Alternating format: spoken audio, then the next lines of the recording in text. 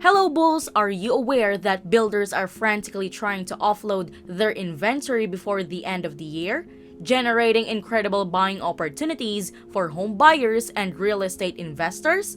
I'm excited to discuss this, but first, what's up bulls? Are you wondering what the best stock to buy is? Maybe you're asking yourself what is the current situation of the global economy, or just thinking about whether we are in a deep recession or not. Good for you. You are in the right channel because that is what we discuss in Stockologist. If you are new, hit the like and subscribe button and let us start the discussion. You've heard the good news. However, I must tell you that if you purchase a newly constructed home or own a property in a city or community where home builders act irrationally, home prices will continue to plummet over the following year, since these home builders have a price cut. Rampage right now is heavily discounting homes like this one in Austin, Texas, which was just reduced by 15% down to less than $300,000. As you zoom out on this map, you can see tons and tons of newly built homes with price cuts. So, it's essential to understand that home builders have a lot of pricing power in the market. When they cut the price aggressively, home values across the metro will fall aggressively. In particular, we can expect to see price cuts of Texas listings, more broadly from a home builder's new construction listing. Therefore, home builders in Texas are going mad due to an abundance of inventory and price cuts. Why is it so scary to buy a home built by a builder or live in a city where home builders are going crazy right now? It is because they're on a mission to eliminate their inventory. Look at this article from The Real Deal about how spooked home builders will dump inventory by the end of the year. They quipped, "It's scary to buy a home built by a builder or live in a city where home builders are going crazy. It's down 61% yearly, which is an astronomical decline. So this collapse in home buyer traffic means demand for homes in the next 3 months will drop even further."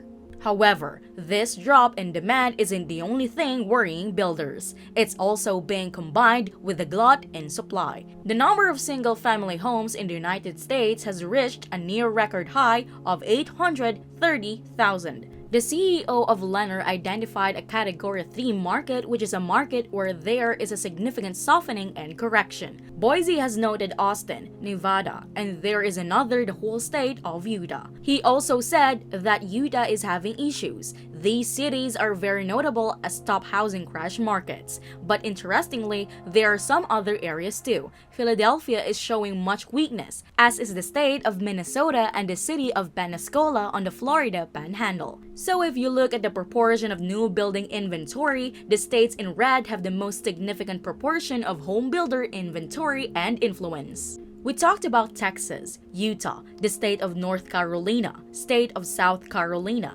However, this map has certain blue states when the opposite is true. If you go to California, New York, or Massachusetts, according to Realtor.com, only about 10% of the listings come from home builders in new construction. If you live in a state with much fewer home building, these home builders won't impact the housing market as much. I'm going to do a rapid fire round over the next 2 minutes so you can comprehend how much home development is occurring in your market. I'm going to compare cities against each other. For example, to illustrate the amount of home construction. This is what we are comparing. Dallas to Chicago in home building over the past few years is a fascinating comparison because up until the mid-2000s, Dallas and Chicago were building roughly the same number of single-family homes. However, after the last housing crash, Chicago's construction of single-family homes collapsed and has never recovered.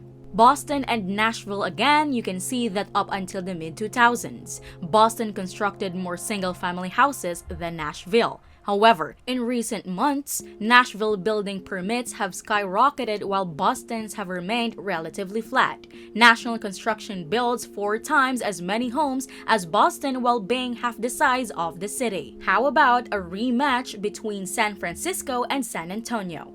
From the late 1990s to the mid-2000s, San Francisco built significantly more than San Antonio. However, despite being half the size of San Francisco, San Antonio is developing 3 times as many single-family houses. Everyone, these disparities in home building and home builder have an impact on you. Now, the New York versus Austin, Texas. Looking back to the 90s and 2000s, we can see that the New York metro was building 3 to 4 times more than the Austin, Texas metro area. Then, they built roughly the same amount from 2006 to 2014. But since 2015, Austin's single-family building has skyrocketed to double the level of the New York metro, despite Austin being 9 times smaller than New York. And what's crazy about these cities where home builders have gone crazy over the last couple of years is that there's just going to be a structural increase in inventory flowing onto these housing markets. Prices will continue to fall because home builders are telling themselves, build the home, get rid of the home, and cut the price as much as you need to as long as we make a small profit. And that mentality is driving prices down. The good news for all parties is that the cost of building a home is dropping significantly. Lumber prices have fallen close to their pre-pandemic level of around per board foot, reducing construction costs for builders and making them more willing to reduce prices for buyers. Builders don't have as much of a labor shortage as they used to. And they keep saying that the building cycle time is improving, which means that it no longer takes builders months to build a house, but now it takes somewhere between 7 and 9 months. Looking at all these same data today tells me that the crash will continue to worsen. And I guess that is the end of this video. Comment below what you think of our topic. Let's start a discussion in the comment section. If you liked this video, please like and subscribe. And don't forget to hit the notification bell. This will help us at Stocologist grow our channel even more. Thank you for watching, and we'll see you in the next one.